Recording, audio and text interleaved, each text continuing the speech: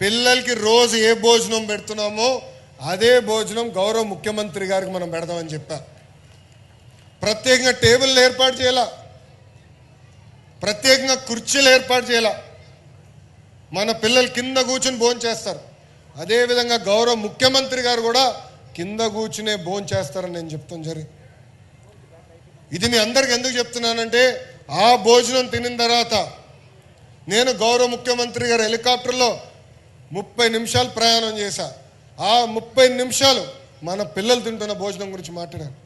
ఆయన నాకు తెలియజేశారు, అన్నం బాలేదు, నాకేం నచ్చలేదు, ఇది మీరు మార్చాలి, పౌష్టిక ఆహారం పిల్లలకి అందజేయాలి లక్ష్యం అని ఆయన చెప్పారు. అందుకే ఈరోజు సన్న బియ్యం కూడా మీ పిల్లలకి అందిస్తాం కూడా జరిగింది.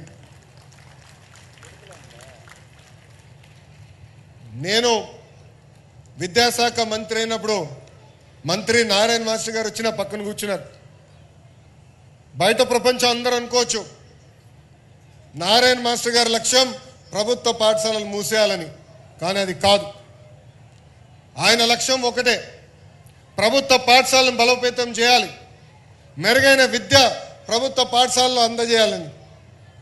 అందుకే నా పక్కన కూర్చుని ఆయన ఒకటే ఒక